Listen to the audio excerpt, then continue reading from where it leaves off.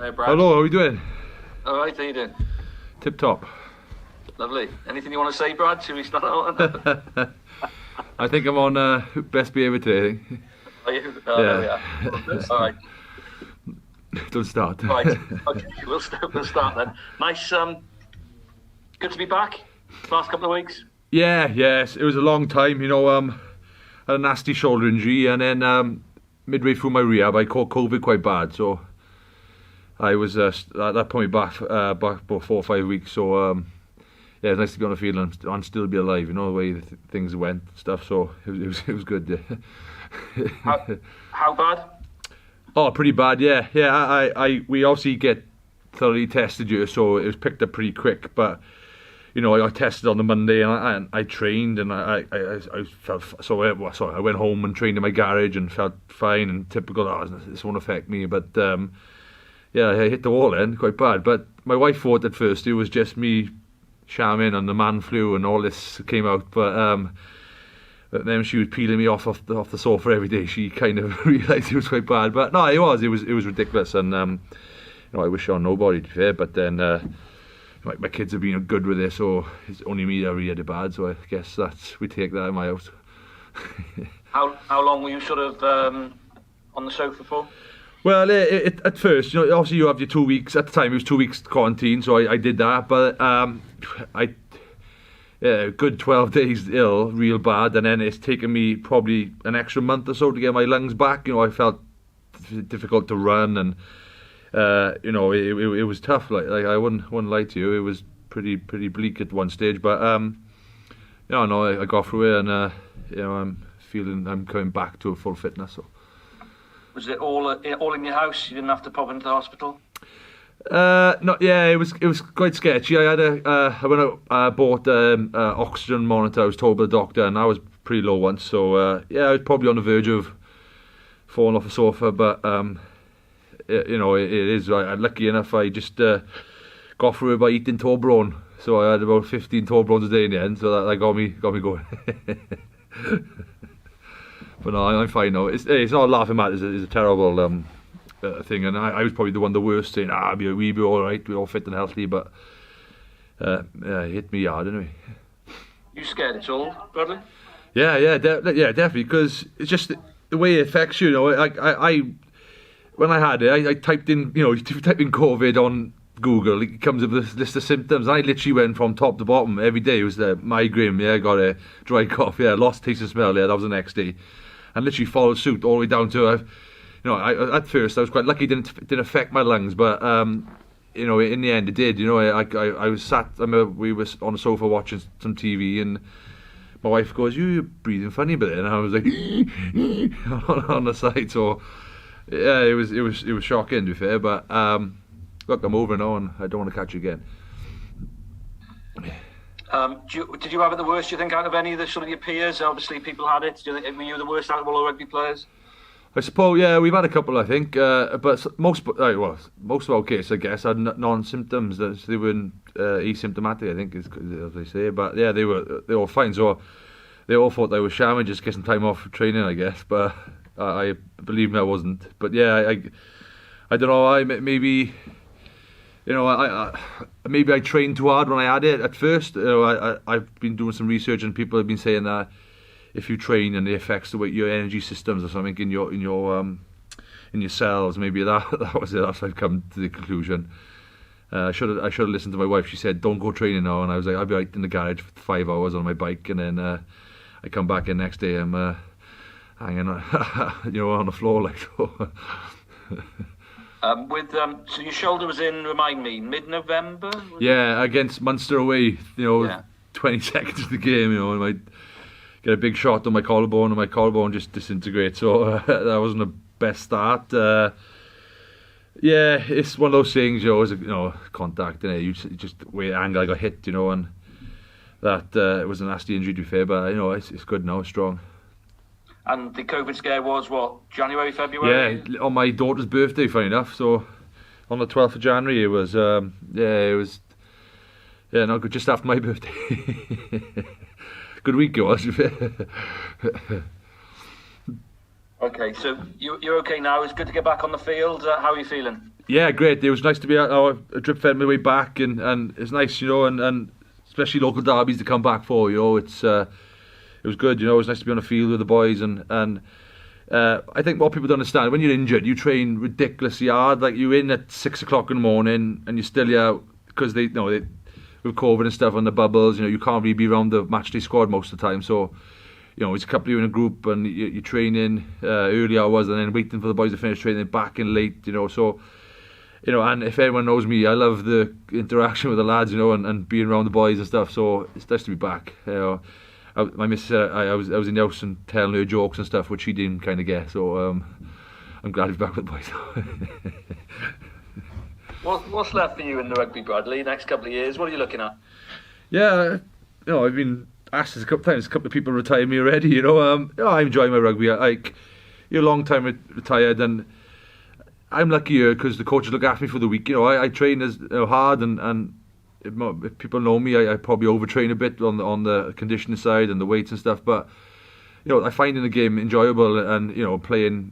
So until that, I know the day that comes where I don't actually enjoy the game, I think I'll walk away. But at the moment, I'm got no plans. I got a couple of years left in me, definitely. Yeah. Dragons this weekend. What are you expecting? Yeah, it's going to be a tough game. The last game was tough at the brewery. They scored 5 tries against us and kind of pulled our pants down, really. But look, it's going to be a tough game. They've played well. They've improved loads, and it's nice to see Sammy D back playing well. And obviously I was here when he was here, and he's a great kid, and got a lot of time for him. And he's at the club now where he's running the show and playing well. So he's going to be a massive threat all over the board. But for us, it's just, we started well. We had a really good win against Cardiff, and then we kind of probably let ourselves down in certain parts of our game against the Scarlets. I know it was horrendous conditions, but still, certain fundamentals of our game were in there, and we just want to go out and play our version of rugby, and then we know if we do that, we'll match for anybody. Is that consistency the one thing you've got to try and get under Toby? So far, you'd have a good performance like the Cardiff Blues, and then followed up with last weekend. Yeah, I guess so. If you look at our record, but we definitely made massive improvements this season. Don't know what that is, but the results-wise and everything and the performances, I think our next step is what you said, is to be consistently good and doing the things we want to do on the field. We wanted to win every game at the Rainbow Cup. We haven't, so it's time to take a step back, regroup, and we go out again on the weekend and hopefully put our best foot forward. Thank you, Bradley. Good luck on the weekend. Thank you very much. Thank you. Hi, Brad. It's Alex here. How are you? Hi, mate. You okay? Yeah, good. Well, it's sort of worrying to hear your story, really, because the last year as journalists we've covered rugby players, football players catching COVID, but you guys are all in such great health. Yeah. Really, there's been very few cases of men or women being affected. Was it sort of a dose of reality, I suppose? Yeah, definitely for me.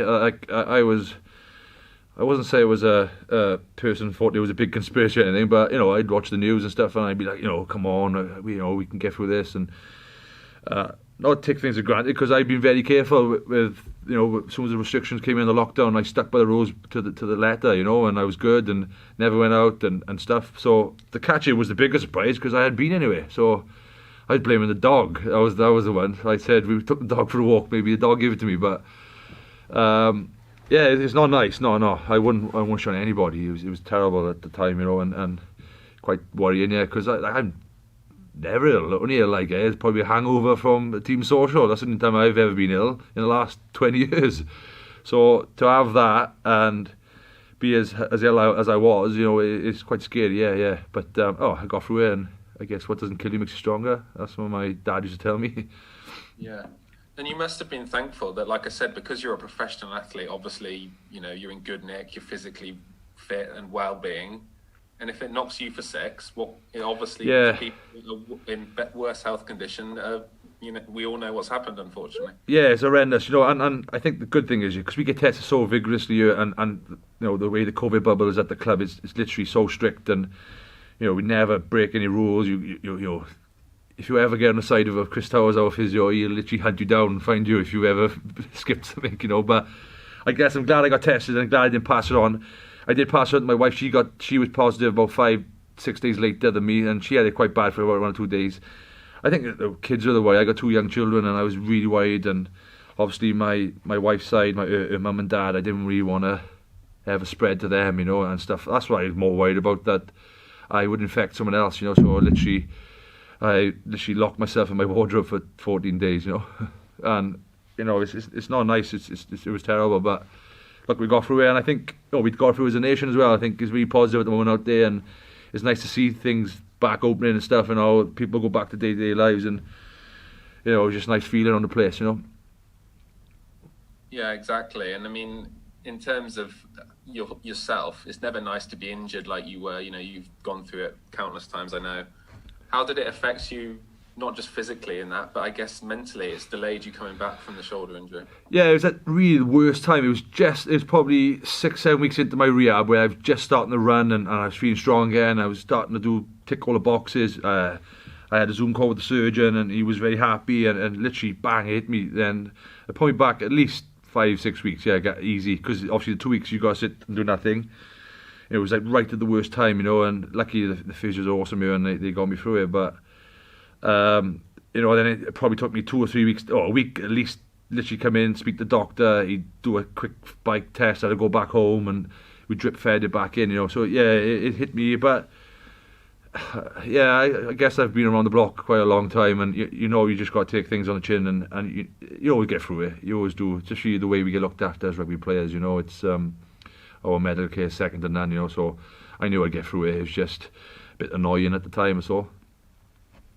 When you say you've been around the block, you've achieved a lot in your career. Wales, Caps, very top level clubs. Did what's happened, I guess, made you realise all that you've achieved and give you a sense of perspective of what's to come in the future? Because I guess now that you're back playing, at some point you might have thought. Yeah, definitely, and I don't know. I think we ingrained as players, we don't really look back on ourselves until right at the end, and yeah, I have achieved a lot. I still have things I want to achieve in the game. I still want us Ospreys to be the best about, and I want us to win trophies and silverware. And I think the biggest thing is motivation. I want to enjoy myself. I want to keep playing in rugby, enjoy being around the boys and being in the squads and stuff. So yeah, it can easily be taken away from everyone, So I'm just so lucky, and I guess as players we were lucky to play through this COVID. Like a lot of people were stuck in the house, couldn't do anything, I think we think we got it bad, but I go home from training at 5 o'clock, and my wife had been indoors with 2 children all day. My boy had smashed the house up. I had to fight my daughter all day and come home and you are the kids, I was like, whoa. So I think they need more credit than us as players.